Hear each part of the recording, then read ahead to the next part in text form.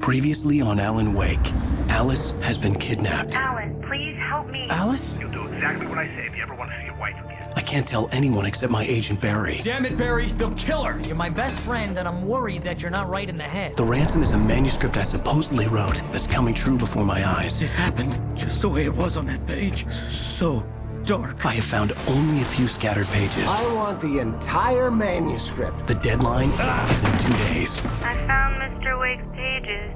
Good girl. How the hell did she get her hands on the manuscript anyway? I don't know. She's resourceful. I told you were too hard on her. Listen, I found out all sorts of interesting stuff while I was digging around. Yeah. Mr. Wake, it's Sheriff Breaker. We have an FBI agent here, Agent Nightingale. FBI? He's anxious to see you. You'd better come to the station. Okay, I'll be right over, Sheriff. Let's make this quick, huh? Help you folks? Name's Randolph. I'm the manager. We're looking for Rose. Works as a waitress down at the diner. Rose, sure. Nice girl. Who wants to know? I'm Alan Wake. The writer, huh? I heard on the radio you were visiting. Well, I'll show you her trailer. That Rose, she's a nice girl. Always pays her rent on time. As I was saying, Al, I found all sorts of weird stuff from the local newspaper's archives. This place is crazy. Disappearances, mysterious deaths, urban legends come true, and get this, most of this stuff takes place around Cauldron Lake. Well, you ain't wrong, mister. The Indians thought the lake was a doorway to the underworld. I'm the God-fearing type myself. I don't hold with that sort of thing. Yeah, okay. Anyway, there was an island there owned by a guy called Thomas Zane. Now, some of the articles I found about him make him out to be a famous writer, but I ran a bunch of searches, couldn't find a single thing he wrote. Zane was heavily into diving, so much so that the place came to be called Diver's Isle. But the volcano under the lake erupted in 1970, and Zane went down with the island. Yeah, how about that? It was there in the morning, as if it had fallen from the sky. But it would take a tornado to lift something like that.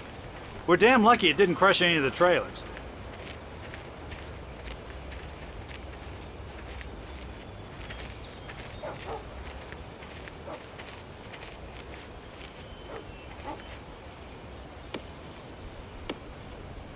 It gets better.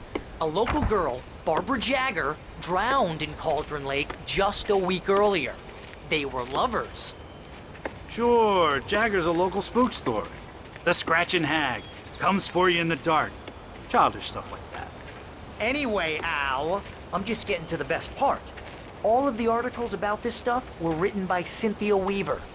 I asked around, and she's that crazy bag lady you met.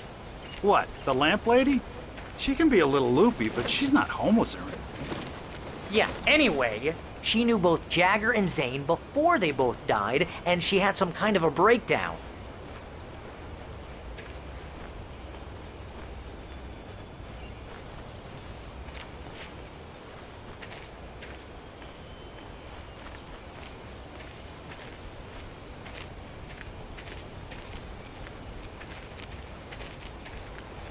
Well, mister, this here's Rose's trailer. You mind me asking what you want with her? We're just here to talk to her, pal.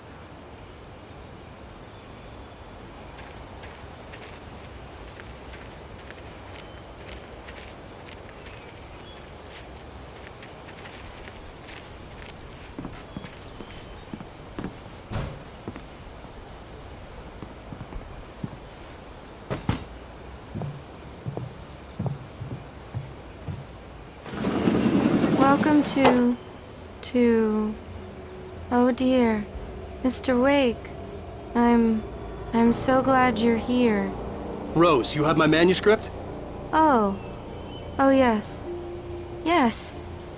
Please, come in. Hey, this is really good. Rose, Yes, my manuscript. I really need it. I understand. I know what you need. A muse to inspire you. Oh, for Barry. She doesn't have anything. Yeah, hey, Al? Al, what's... Oh, What? What?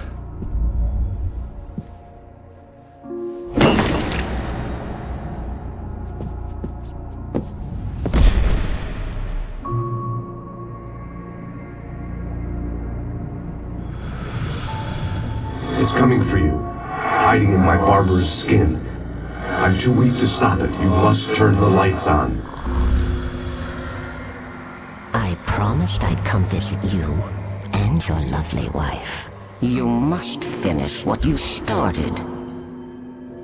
I insist. You must turn the lights on. Turn the light on.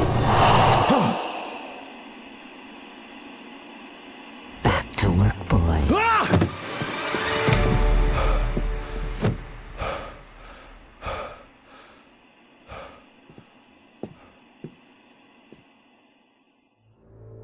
I felt nauseous, hungover. Only anger kept me going. I can't tell reality from dream anymore, but it seems I have an imaginary editor to help me. She's an old woman in a funeral dress. I call her Barbara Jagger. She's very strict. I'm writing faster and faster. My manuscript is being heavily revised.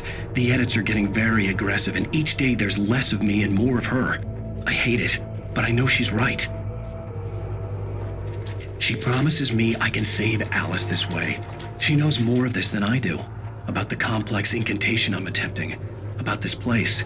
She's worked with another writer under similar circumstances, Thomas Zane. The genre of the story seems to be shifting. It's turning into a horror story. I'm getting close. I can feel it.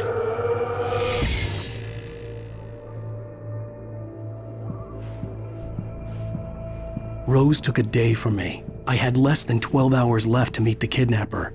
All I could do was get Barry into the car, work something out once I got on the road.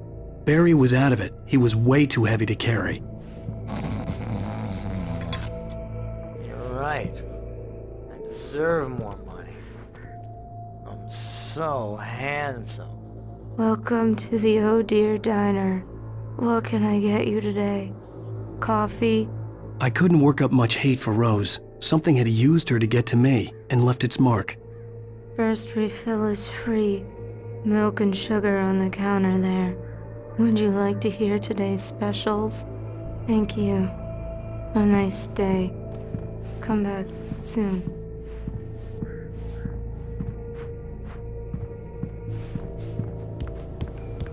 My gun and flashlight were gone. I'd have to find a way to get Barry into the car as quickly as possible. There was no time to waste. Mr. Randolph liked Rose. That little smile she had. How she was still sweet when life had tried so hard to make her bitter. It wasn't any of his business what she did in her trailer. But those strangers, the writer and his smart-ass sidekick, looked like trouble. And they'd been in there for hours, way past her normal bedtime. He reached for the phone and called the sheriff's station.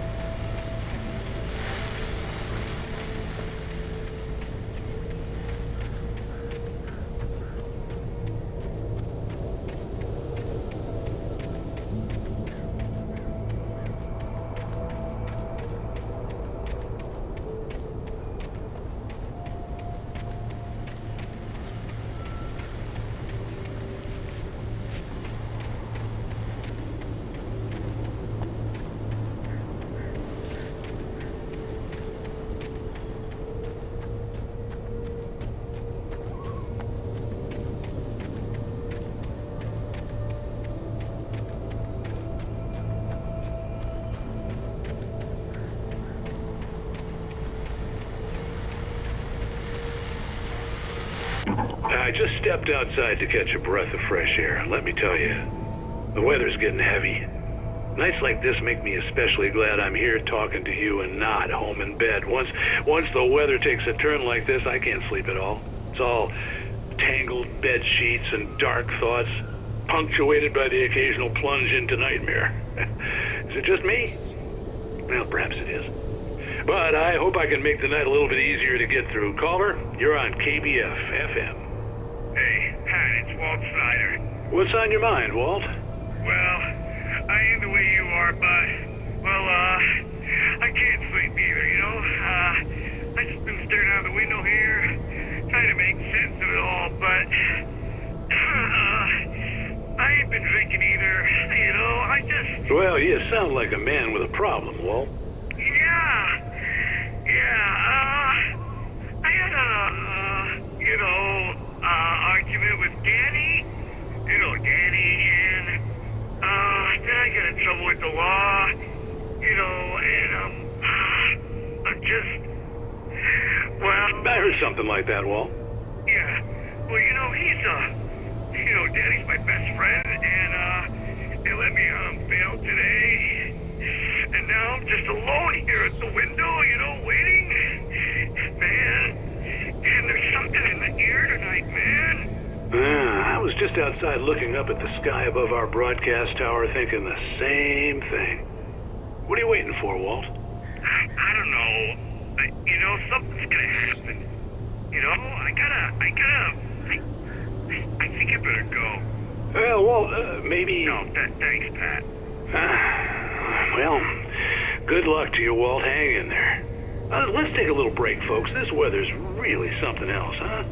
How can I be sure that you will walk away?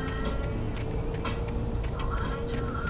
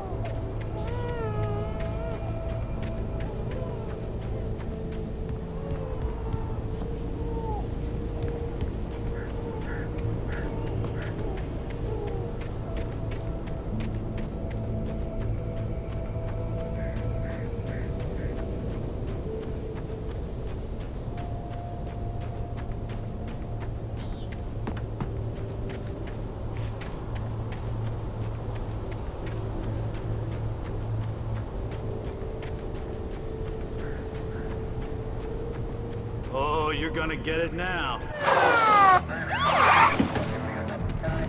God knows what you've done to that poor girl. This is Agent Nightingale, FBI! Get him up, Hemingway! You're under arrest! You move a muscle, I'll unload right in your goddamn face! Stay right where you are, Spillane!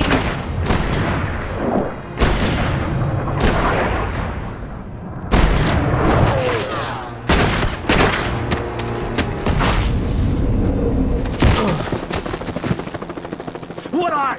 I'm standing right here, you goddamn maniac!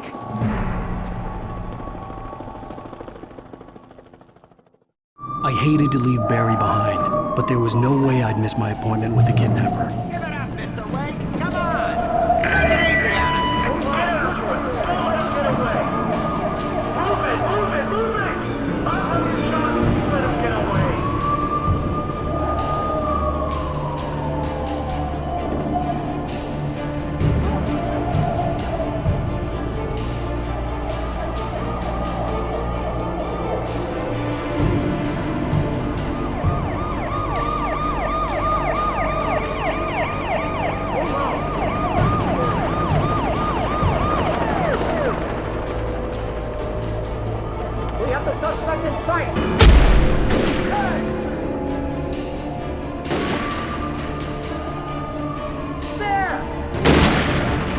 There he goes!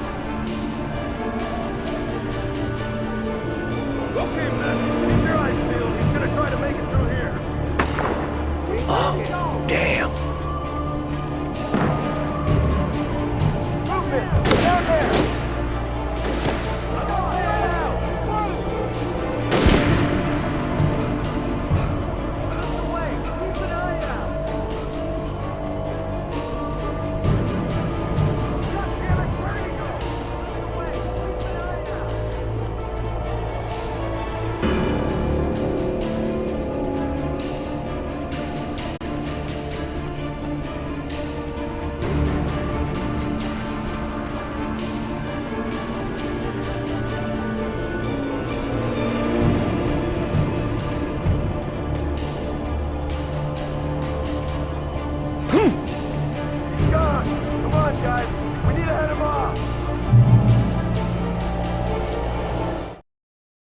decades, the darkness that wore Barbara Jagger's skin slept fitfully in the dark place that was its home and prison.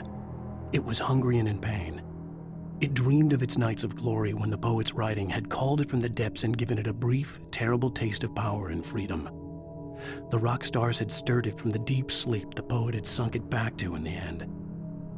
When it sensed the writer on the ferry, it opened its eyes.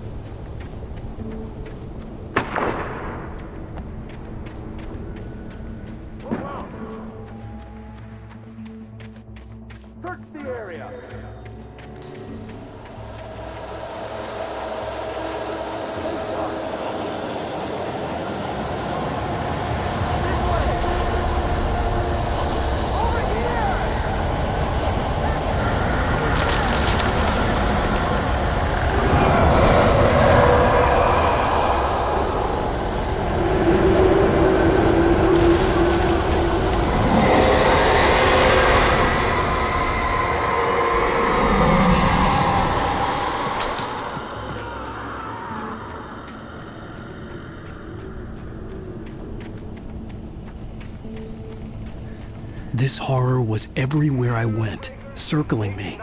The cops didn't stand a chance. They were after a writer, not a monster. Wait, are you seriously telling me that geek writer just took out my deputies? Are you kidding? I mean, have you seen this guy? He wears a tweed jacket. Over. He's the guy we're chasing. If it's not him, who then? Bigfoot? Over. I don't know yet, but I'm not in the habit of jumping to conclusions. That tends to come back and bite you in the ass. Out.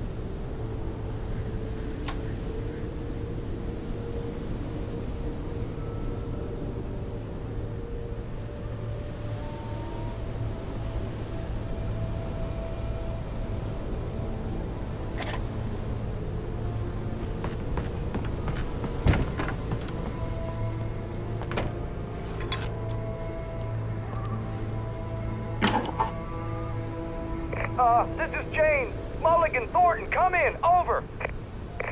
Thornton here. James, we got both Wheeler and Rose in custody. They didn't put up a fight or anything. Why, they were... Hey, what are you... Come on! Sit down and give me that. James, Mulligan here. Over. Go ahead, Mulligan. Over. We got Wheeler and Rose here. Wheeler's drunk or hopped up on something. Speaking of which, that Fed had a pretty distinctive whiff of Otis Scotch about him, you know what I mean. Over.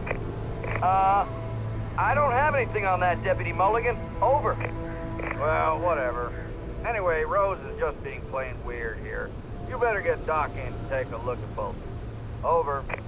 Gotcha. You better get them here quickly. The, Fed's gonna want to interview Wheeler. Over. Oh, yeah, I'll bet he does. Looks like they have a lot in common. Mulligan out.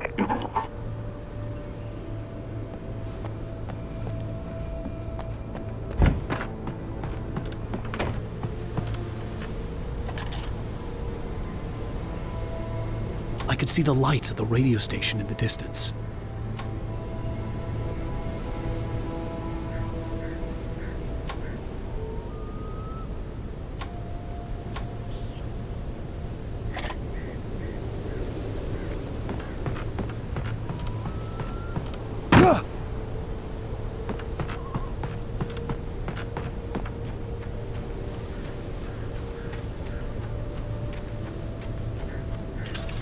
I imagined that the broadcast tower in the distance was part of the local radio station.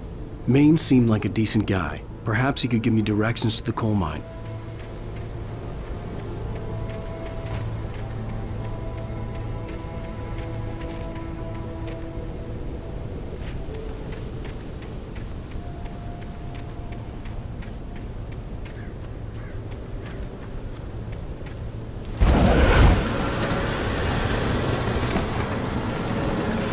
Unnatural shadows clung to the gate. The darkness that was after me was trying to stop me. I wouldn't get through without a light.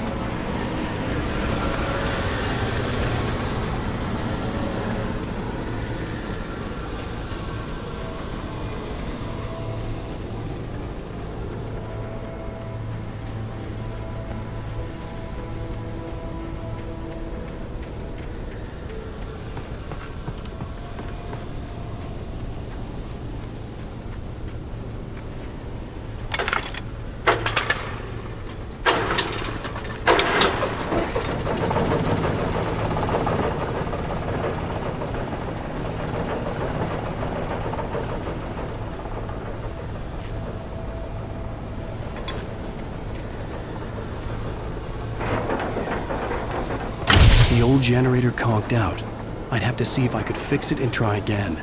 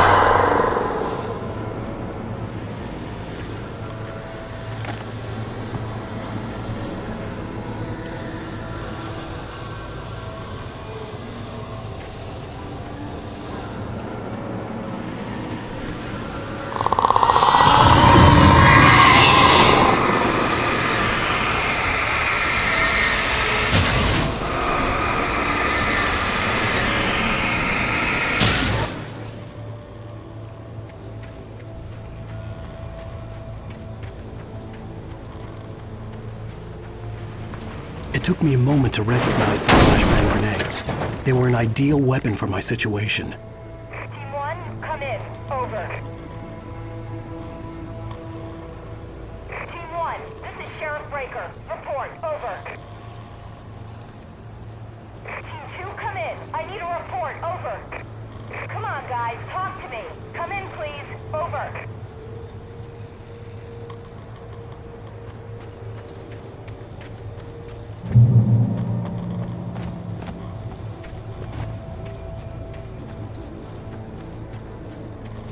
You have the right to remain silent.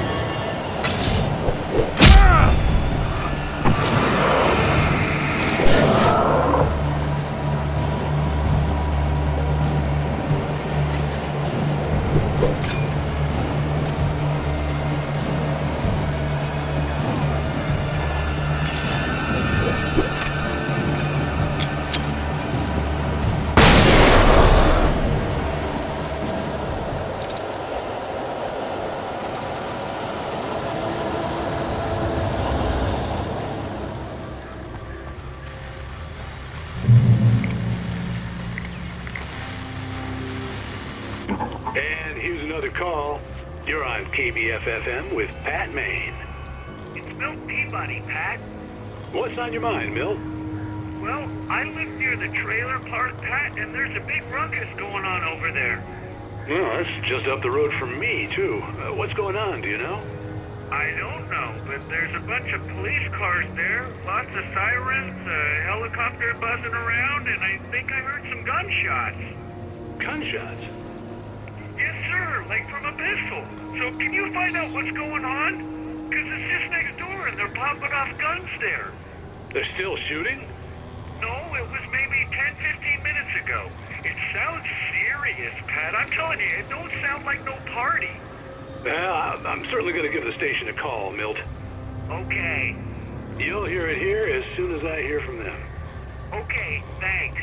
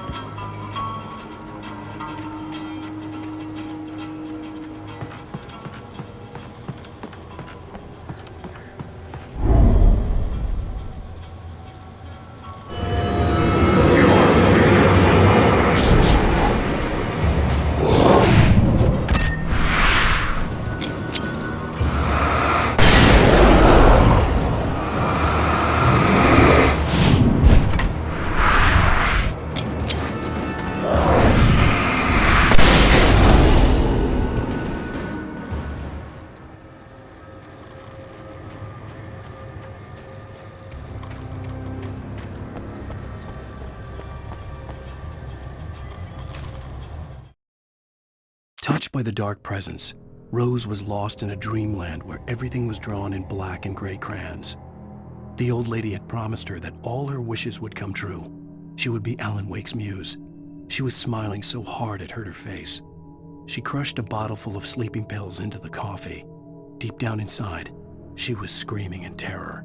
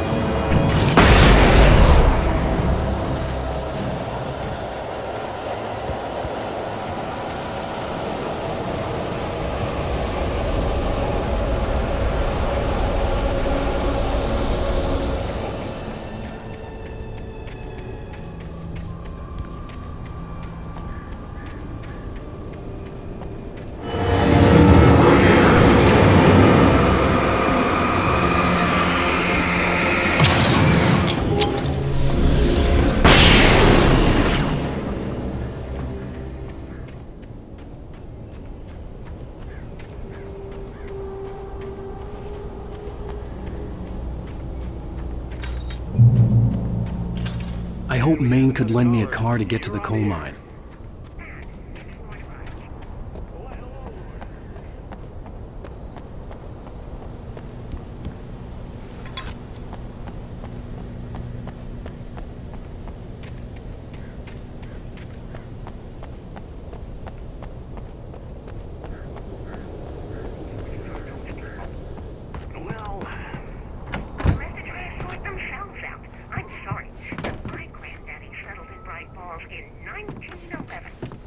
Well, thank you very much for that compassionate viewpoint, Lorna. Oh, here's a little surprise. The famous writer Alan Wake just walked in. Folks, I'm going to see if I can talk him into an interview. Come on in, Mr. Wake. Oh, I'm so glad you could find the time to do this, Mr. Wake. Nowhere to run now, Dan Brown. You back away from me. Don't hurt. Whoa. Everyone calm down. Put the gun down. We're all friends here, right? Cool your jets, Nightingale. We got him. Judas Priest! What the hell's the matter with you? There's a civilian in there.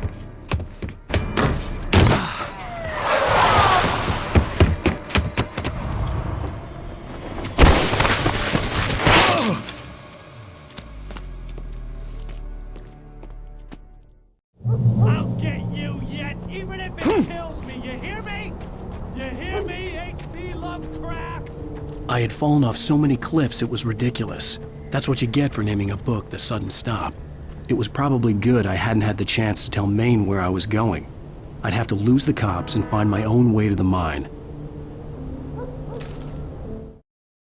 Nightingale stared through the broken studio window into the dark woods. He turned around, started to walk out, but Maine grabbed his arm. "Young man, you almost shot me. You don't shoot off rounds at people like that. What's the matter with you?" Nightingale shook his arm free, marched out. His cheeks burned with rage and humiliation.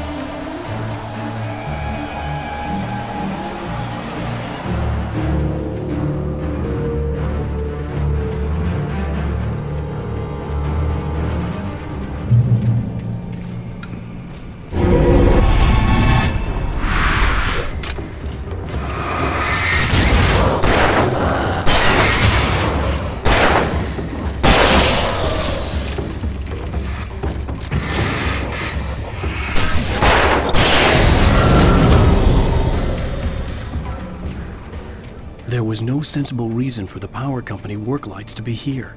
It was almost as if they'd been left for someone like me to use.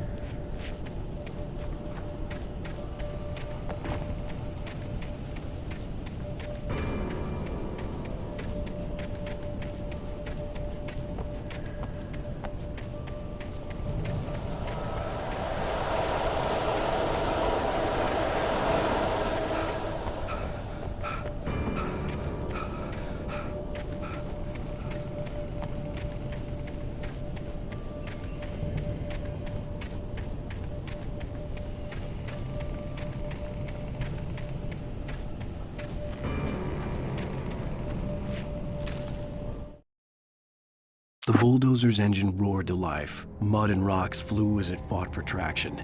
It crashed through the concrete wall and landed heavily in the yard. If it were an animal, it would have shaken its head after the impact, fixed its eyes on me, and charged. Of course, it had no head, nor eyes. Shadows crawled on its form, twisting it into a monster. Then, it came for me.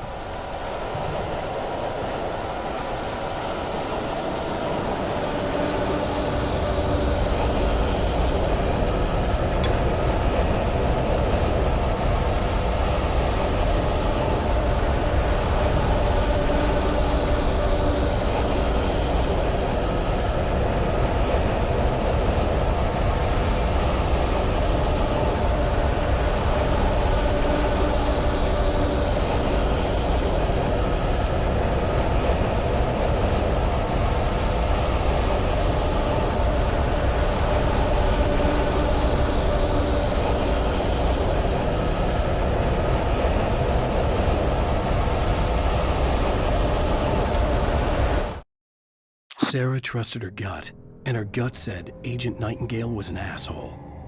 He felt wrong, and it wasn't just the smell of stale booze. It was in the way he flashed his badge, pulled rank, the look in his eyes when he wanted answers. Where was Alan Wake? What was this about an accident? Where was his wife? And most importantly, why did she let Wake go? He wouldn't answer her questions. Federal business was all he'd say.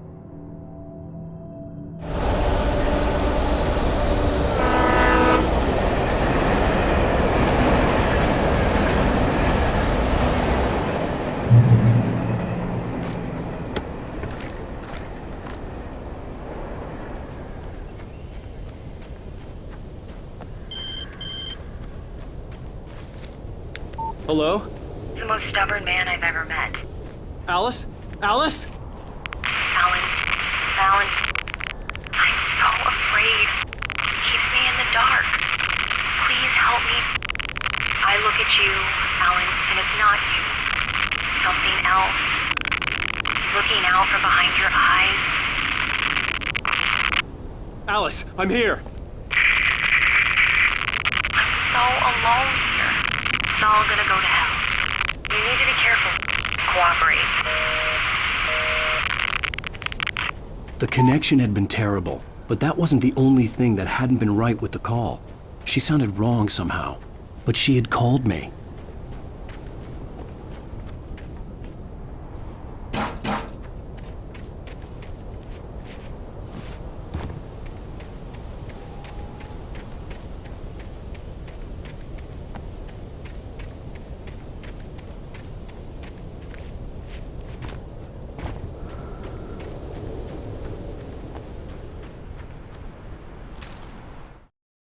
The pipe wrenched itself loose from the bridge's steel framework. Wrapped in darkness, it floated in midair, twitching. For a moment, I didn't understand what I was looking at. The heavy object lurched at me with impossible force. I threw myself out of the way, but just barely. When I turned my flashlight on it, it shook in a dark rage before it flew at me again.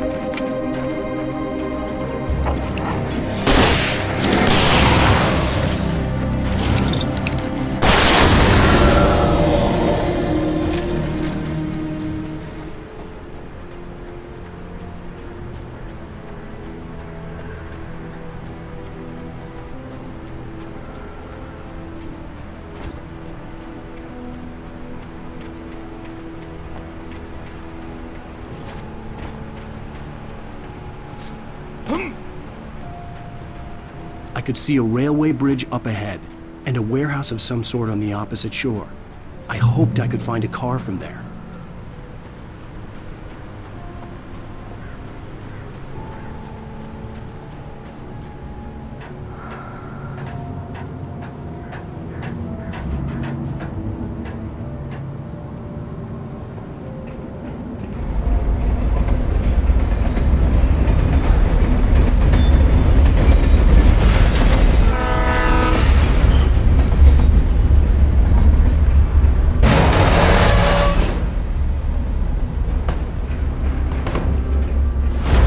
That was pursuing me was growing stronger, and it was taking over everything in its path.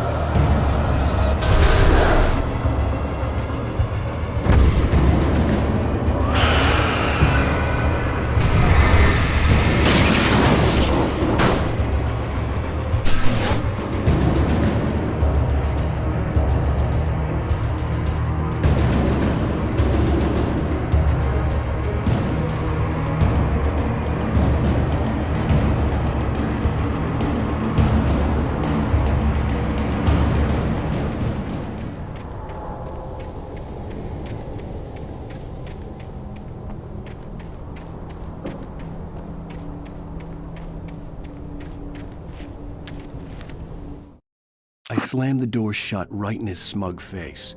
He pleaded for me to open the door. True to form, the asshole actually thought I would obey. I had no sympathy left, no guilt either, not for him. I took a moment to savor the scream. I bet I had a smile on my face. It was all that I had time for. The dark presence was inside the lodge with me.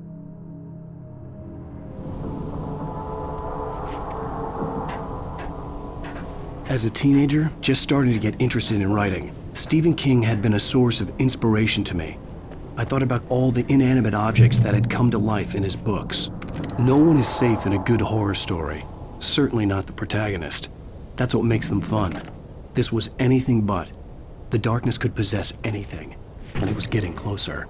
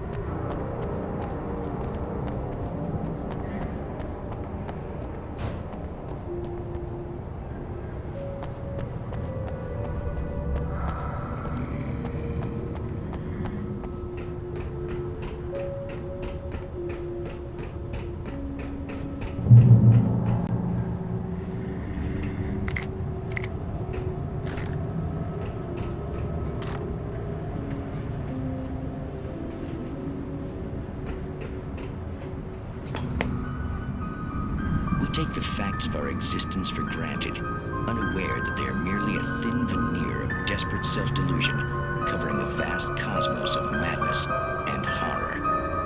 All too often, the stars are right. In Night Springs. Tonight's episode, a family occasion. Journalist Alvin Derlis' trip to study the local customs of an insular community in Night Springs has been less than successful. Until tonight. Well, I'm glad you changed your minds about this. Ancient customs, local mythology. My editor loves this kind of stuff. Well, Mr. Derlith, we don't want to feel like we're on exhibition. But you have demonstrated the seriousness of your intent. Oh, I am serious. Really, just do your thing. I'll stay out of your way and observe. Actually, I thought you could assist us. I'm afraid we are a man short. It would provide you with an intimate perspective. Could I really? Of course, Mr. Derlith. Well, I guess that's the least I... What would I have to do? Oh, here. Let me show you with a kiss.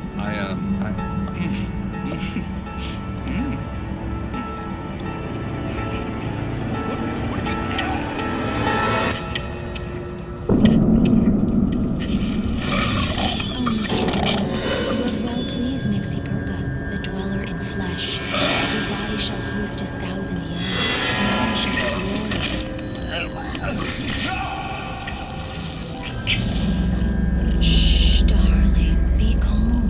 Shh.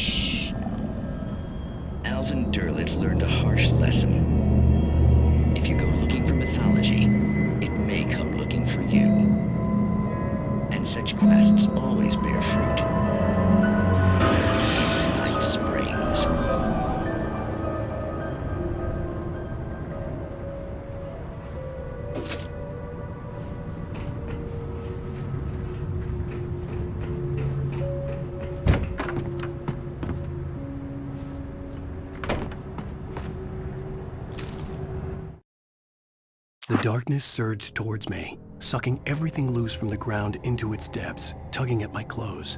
I saw the flare the kidnapper had dropped and threw myself towards it just as I felt my feet leave the ground. The darkness embraced me with the force of a tornado. Somehow I managed to light the flare. The darkness roared and cast me away. I fell toward the dark waters of the lake far below.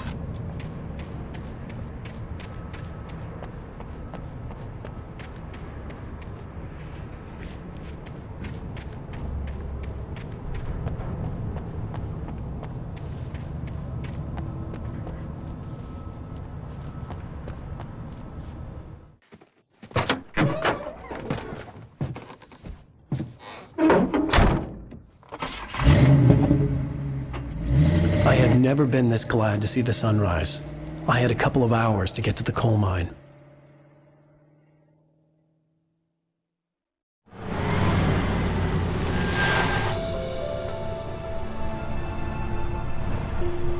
The coal mine wasn't far now.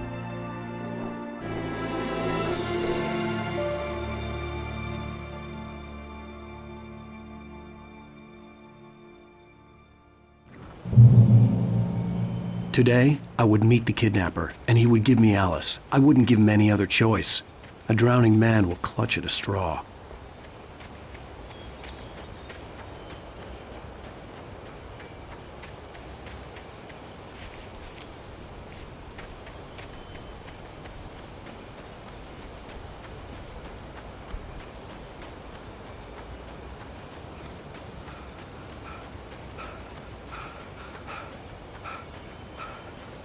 Even during daytime, I was being stalked.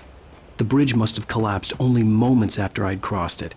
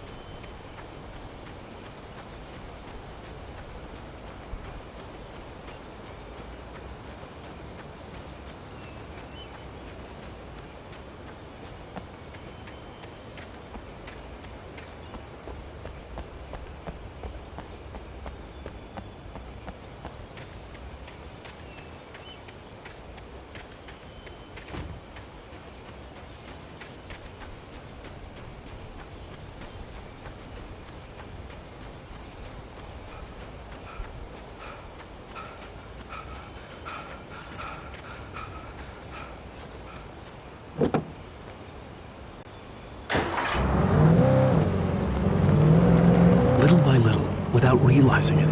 I'd come to believe that the story in the manuscript was coming true. The current of its narrative had taken me deeper and deeper into dark waters. Alice had been taken from me. Barry was probably in jail. I was a fugitive from the FBI. The whole world taken over by the Dark Presence was trying to destroy me. It all felt real, but it matched a textbook case of insanity.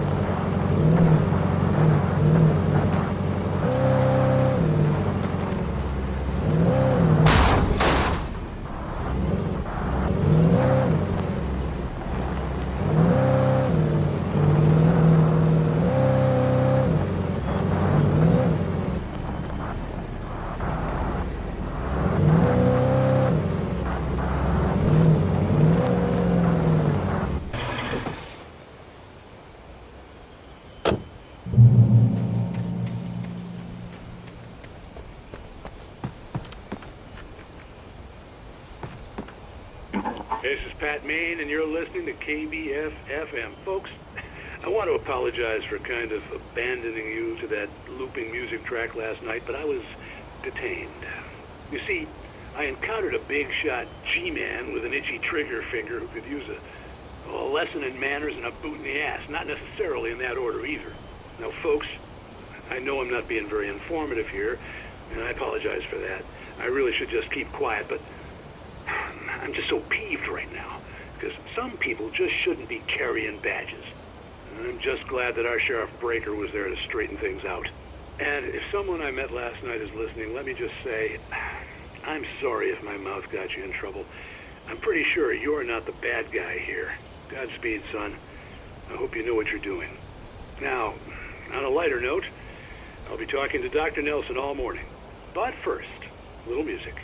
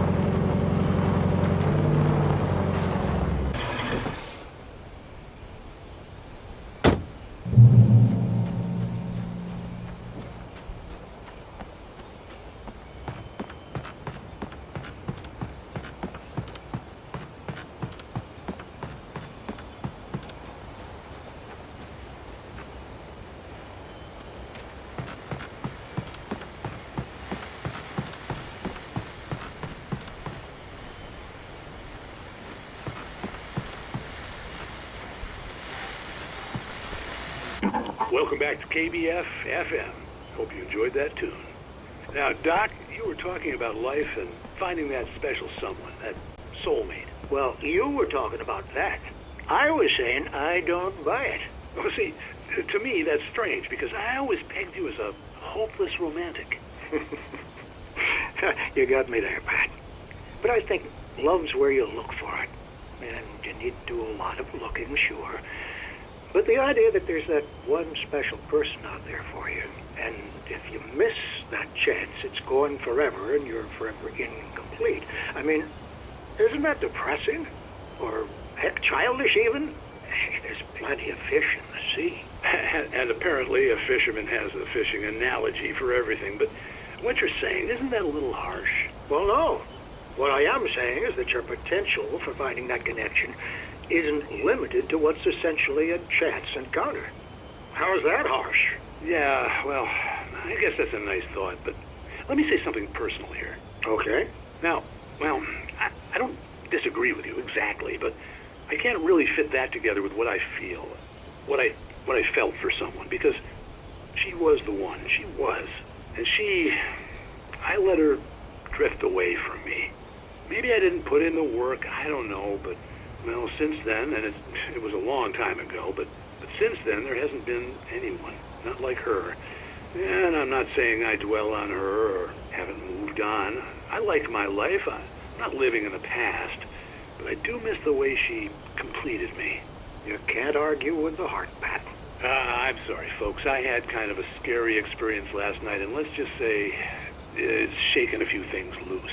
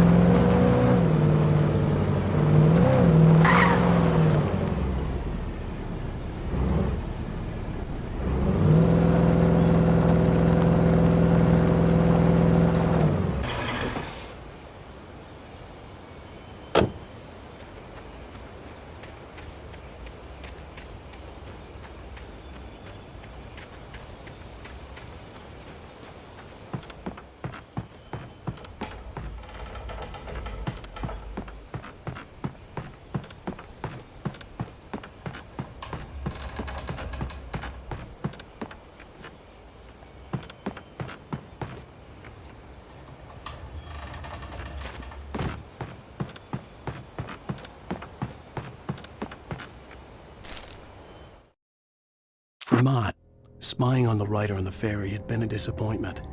His boss had made Wake out to be something special, but Mott hadn't been impressed. He'd gotten a good long look at the wife, though, and he liked what he saw. Mott had fantasized about goading Wake into a fight, but it hadn't happened. Still, he'd get his chance to see if the writer had anything in him. He'd been promised as much.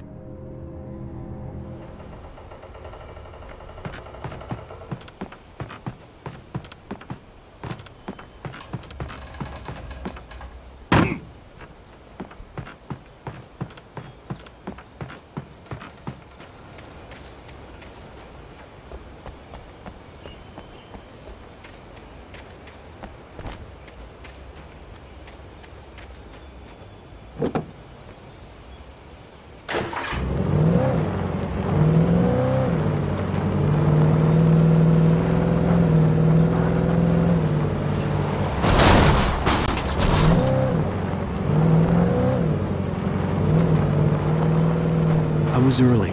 I was supposed to meet the kidnapper at noon in the main building. The coal mine was quiet. It was a museum now.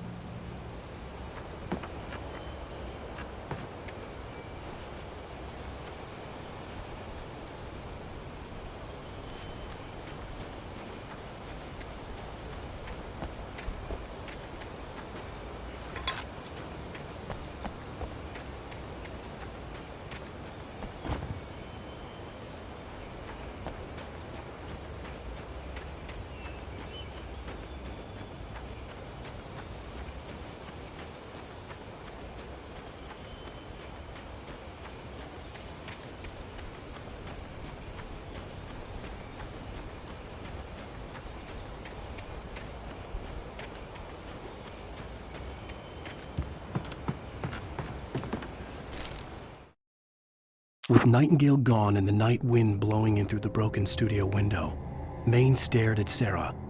The sheriff looked away. Maine's voice shook with barely controlled anger. That boy's doing more drinking than thinking. I hope you know what you're doing, Sarah. He's got a sickness in his eyes. You take my word for it. He wants Wake for a reason, and it's not for anything good.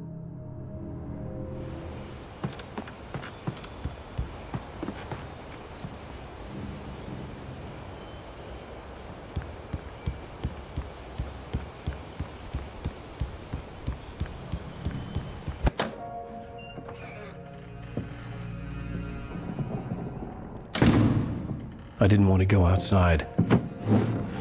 Cops had to be looking for me. The noon sun turned the place into a sauna. The day dragged on. Different scenarios ran through my mind. Ways of how I'd torture the kidnapper to get Alice back. Or the different horrible things he could have done to her. I imagined her dead. I had no way of knowing she was still alive. It was killing me. I was running on blind hope. It was all a waste of time. The bastard never showed up.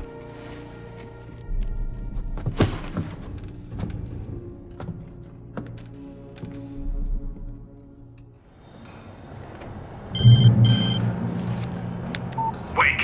Where the hell are you? Change of plans.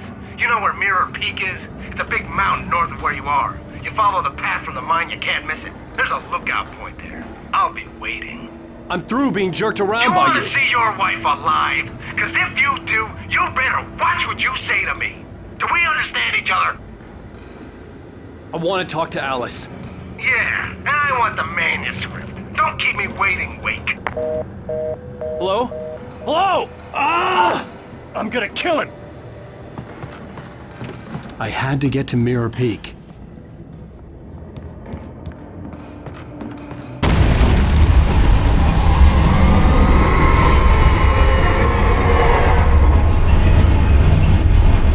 It was close, maybe closer than ever before.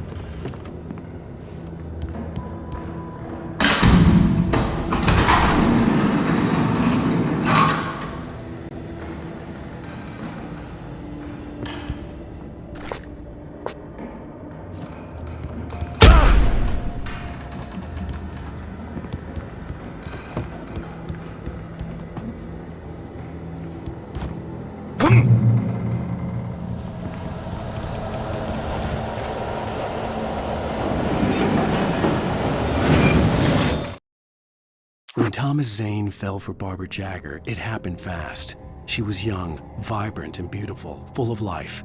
He had never been a very happy man, and without any seeming effort, she had changed all that.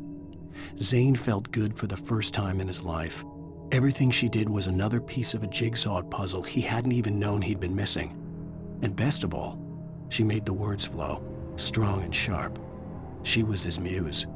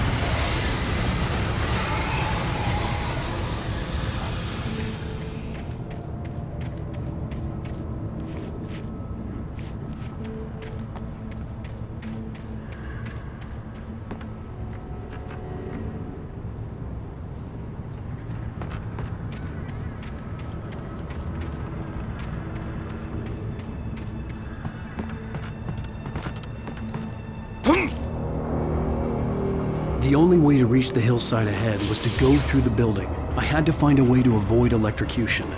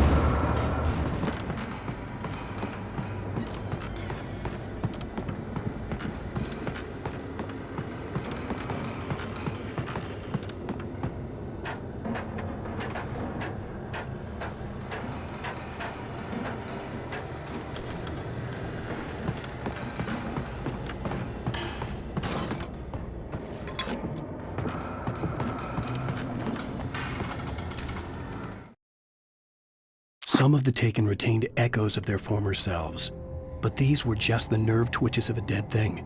Nothing remained but a shell covered and filled with darkness. In most cases, these puppets were enough for the purposes of the dark presence. But for anything more elaborate, as with the writer, it was different. It needed his mind. And so rather than taking him over completely, it merely touched him.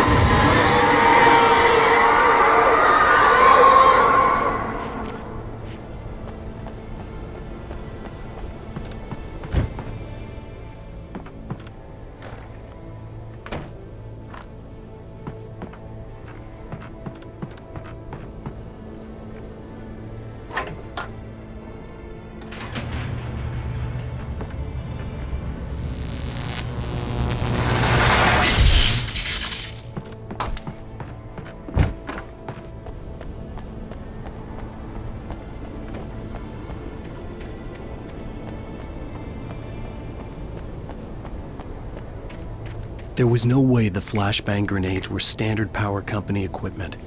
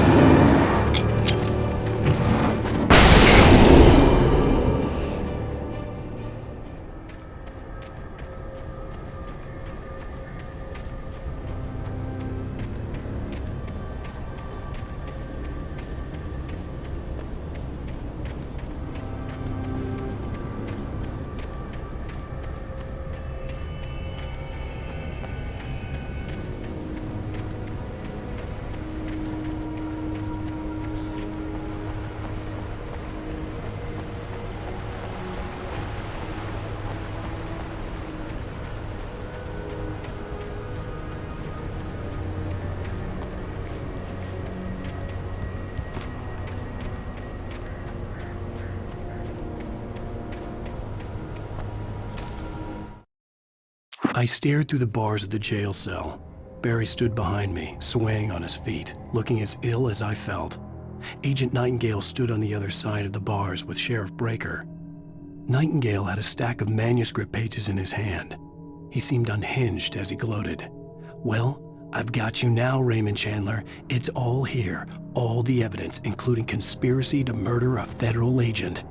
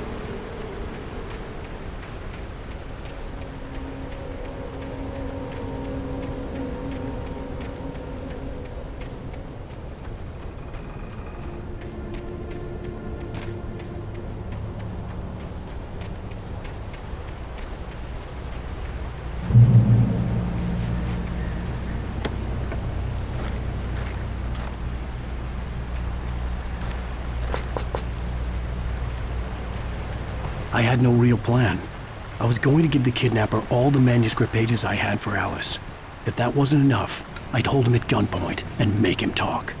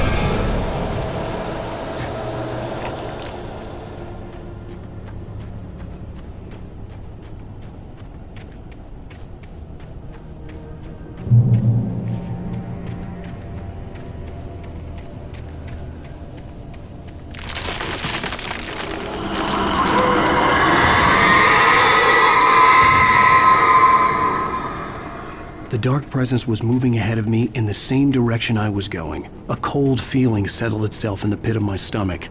Was it going for Alice?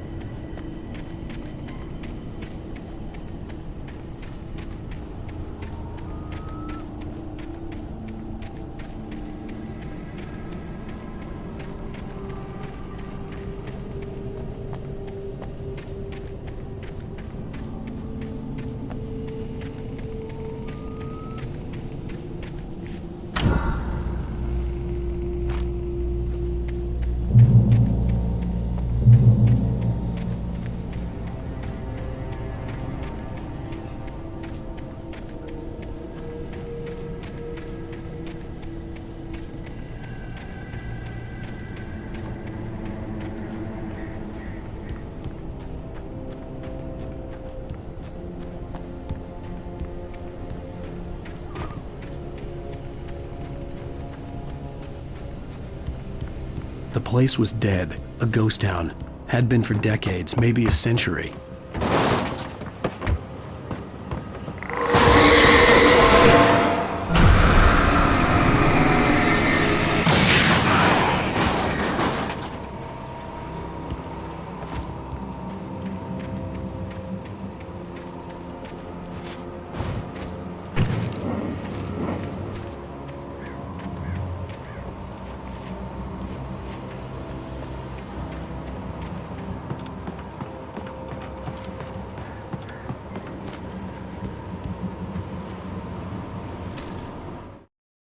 Things were never as simple in real life as in fiction.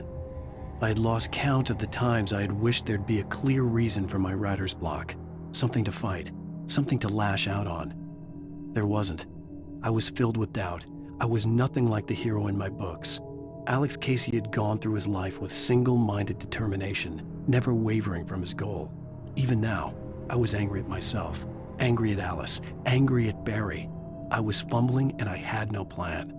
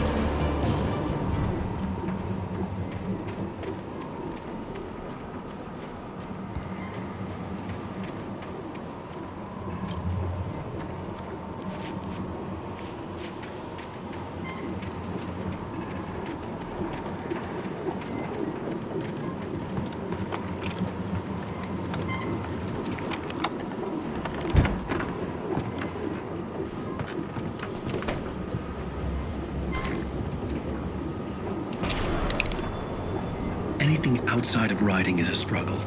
I feel ill. I managed to make my way downstairs. There's a shoebox filled with books and papers by Thomas Zane. It's very hard to focus, but I managed to read some of it. He's a poet, and a good one. He writes of muses and creators summoning fabulous things from a magic lake, using his powers to shape the world of a realm of gods and dreams and demons, dark things that wait for a chance to slip through, wearing the flesh of men as disguise. Zane writes about himself, his girlfriend being taken over by a dark presence, about growing scared of the lake. Zane believes it's a mirror to the gaping void of darkness above, where some Lovecraftian presence lurks.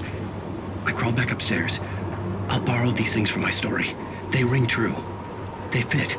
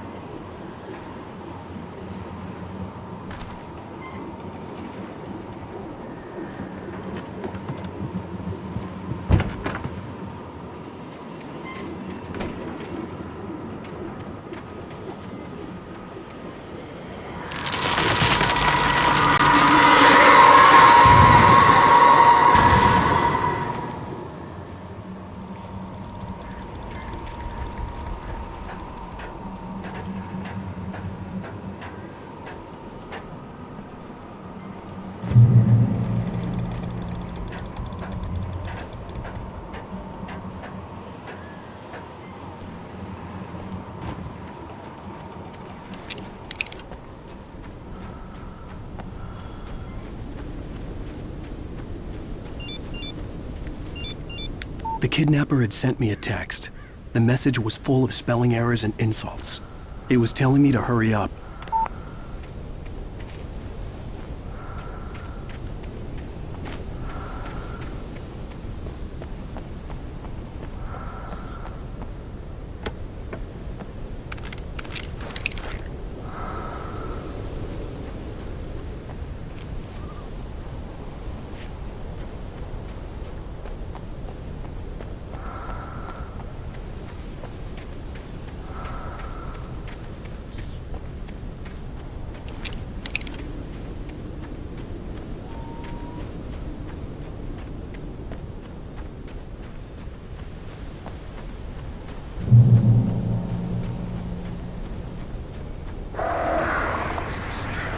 Birds.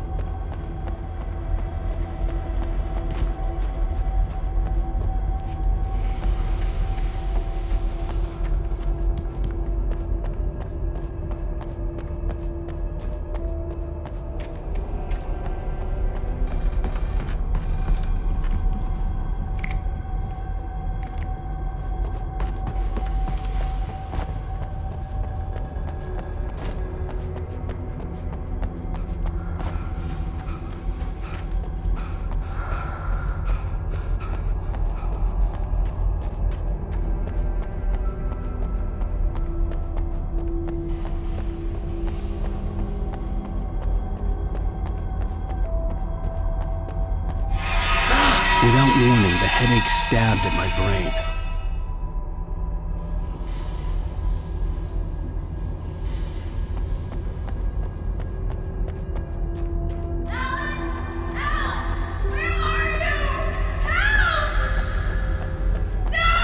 Alice?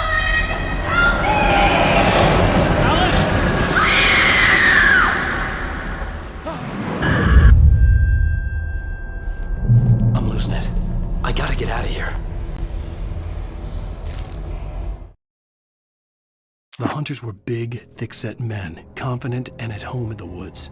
They were feeling good, running on beer, ghost stories, and camaraderie late into the night.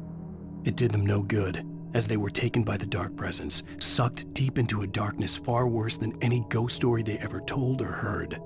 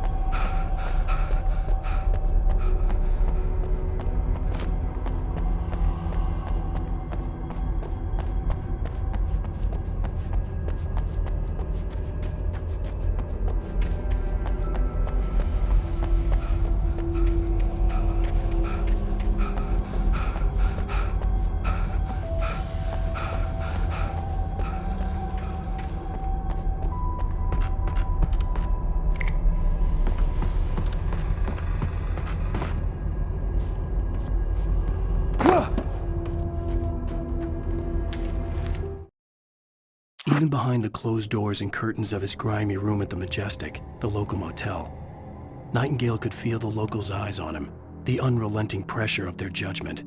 He forced it out of his mind. For all he knew, they could all be under Wake's spell already. You do what you have to do to get the job done. He took comfort from the bottle in his hand. Please, he thought, just let me get through this.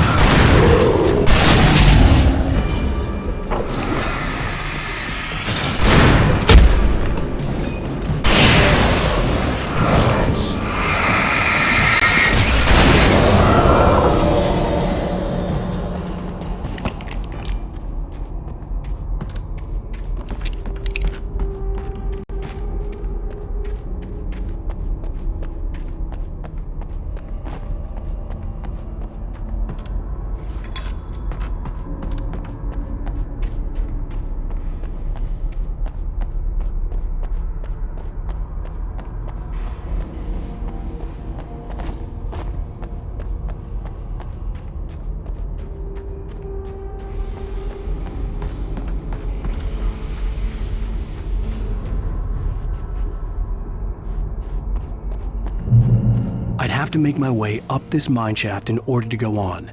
Maybe the machinery could help me with that.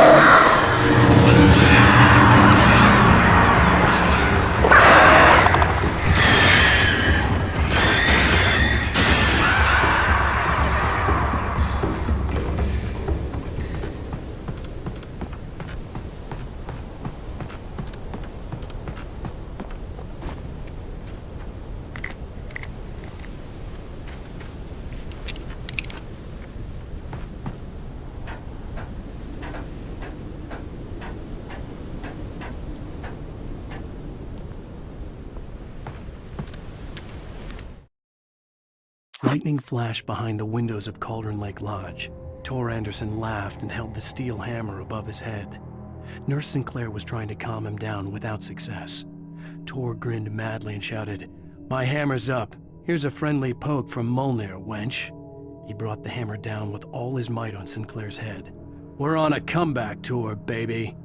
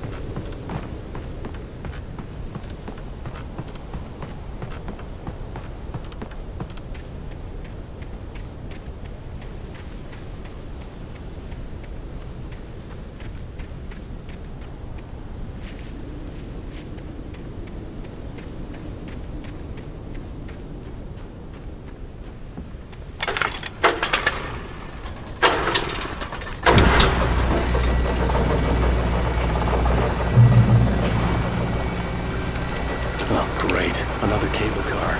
Just great.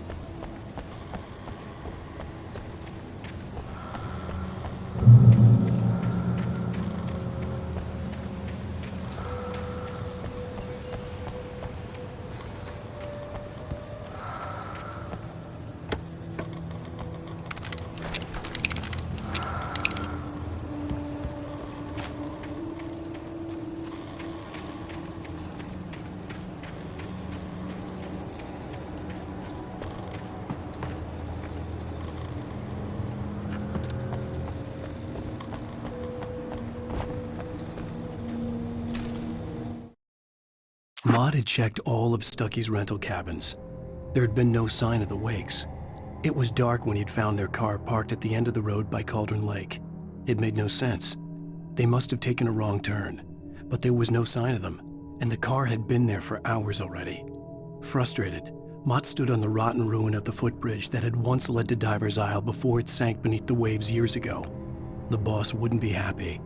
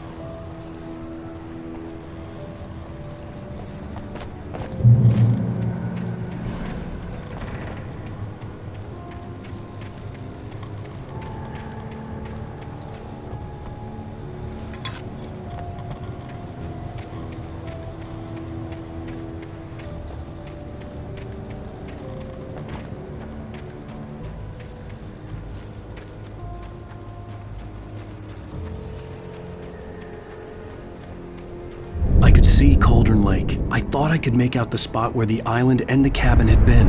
There was a light near it. It had to be a boat.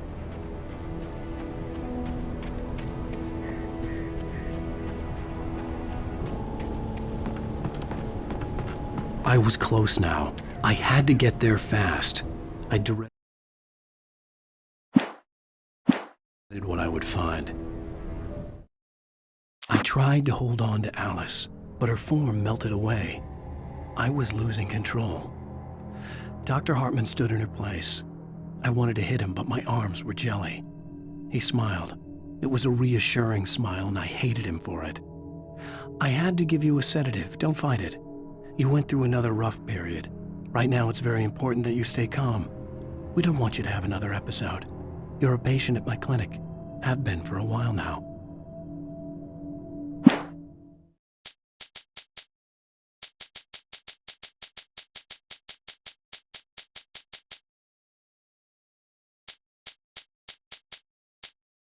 Rose didn't know how the strange old lady got in her trailer, and she looked wrong somehow. The woman showed her teeth in an approximation of a smile and traced a finger down Rose's cheek. "Pretty girl," she said. Rose felt as if she was falling asleep, but her knees didn't buckle. The crone spoke in a whisper, her words ice cold and dark in Rose's ear.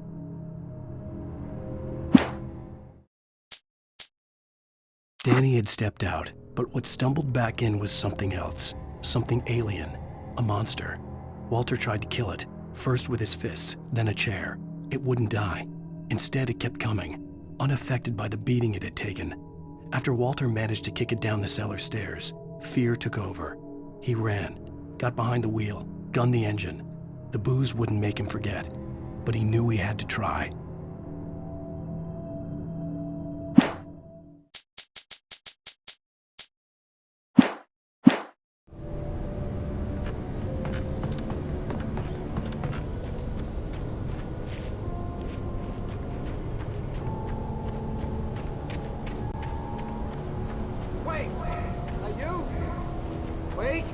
Hey, I'm here! I'm coming!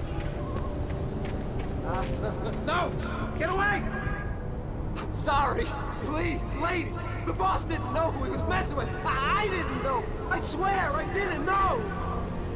We don't have a wife. We don't know where she is. She's probably drowned. We just said we had her make her play ball. You see? They got it writing for us. Please. Please. I'm sorry. Please don't hurt me. Ah! Ah!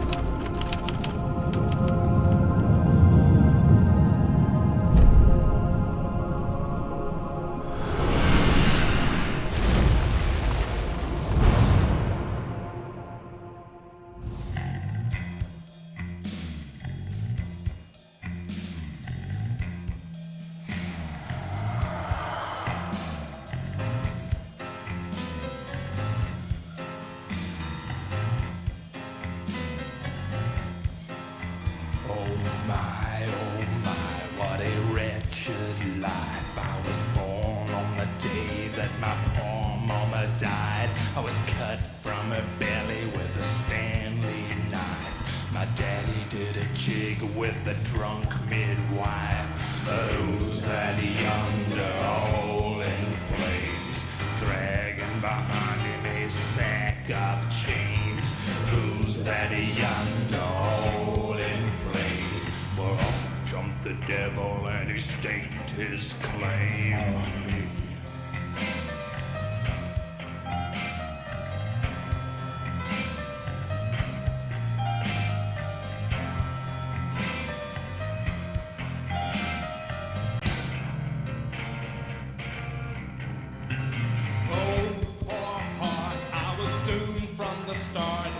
Doomed to play the villain's part. I was the baddest Johnny in the apple cart. My blood was blacker than the chambers of a dead nun's heart. Who's that milling around the courthouse steps? Nail on my face to the hedge and fence. Who's that milling around the courthouse steps? Up jumped the devil and off we crept.